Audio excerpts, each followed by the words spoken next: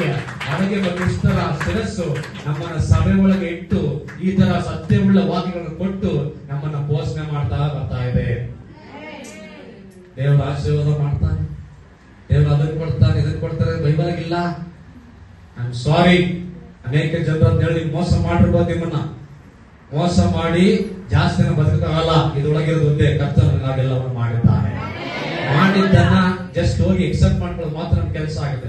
ಅದನ್ನ ಬಿಟ್ಟು ನೀನ್ ಏನಾದ್ರು ಅಂದ್ರೆ ದೇವರಿಗೆ ಅದು ಕೊಡ್ತಾನೆ, ಇದು ಕೊಡ್ತಾನೆ, ಇದು ಕೊಡ್ತಾನೆ, ಕೊಟ್ಟಿದ್ದನ್ನ ಹೇಳಲ್ಲ. ಇವ್ ಕೊಡ್ತಾನೆ ಅಂತ ಹೇಳ್ತಾನೆ. ಇವ್ರಿಗೆ ಇಲ್ವಲ್ಲ, ಅದಕ್ಕೆ ಇವ್ನಿಗೆ ಇದ್ರೆ ಕೊಟ್ಟು ಹೇಳ್ತಾನೆ, ಇವ್ನಿಗೆ ಇದ್ರೆ ಕೊಡ್ತಾನೆ. ಇವ್ ಬಾಚ್ಕೊಂಡ್ ಡಮ್ ಡಮ್. ದೇವರು ಕೊಟ್ಟಿದ್ದಕ್ಕಾಗಿ ಸ್ತೋತ್ರ. ದೇವರು ಆ ವಾಕ್ಯದ ಪ್ರಕಾರ ಮಾಡಿದ್ದಾನ, ಮಾಡ್ಬೇಕಾ? ಸರಿ, ಜೋರಾಗ ವಾಕ್ಯ ಹೋದ್ರೆ ದಯವಿಟ್ಟು ವಾಕ್ಯ ಕೇಳಿಸ್ಕೊಳ್ರಿ.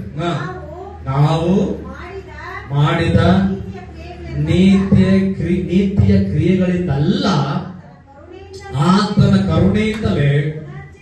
ಓ praise the Lord, thank you Jesus. ಆತನ ಕರುಣೆಯಿಂದಲೇ ಪುನರ್ಜನ್ಮದ ತೊಳೆಯುವಿಕೆಯಿಂದಲೂ ಪವಿತ್ರಾತ್ಮನು ನೂತನ ಸ್ವಭಾವ ಉಂಟು ಮಾಡುವುದರಿಂದಲೂ ಆತನು ನಮ್ಮನ್ನು ರಕ್ಷಿಸಿದನು. ಕರಗಳ ತಟ್ಟಿ ದೇವರಿಗೆ ಸ್ತೋತ್ರ ಮಾಡೋಣ.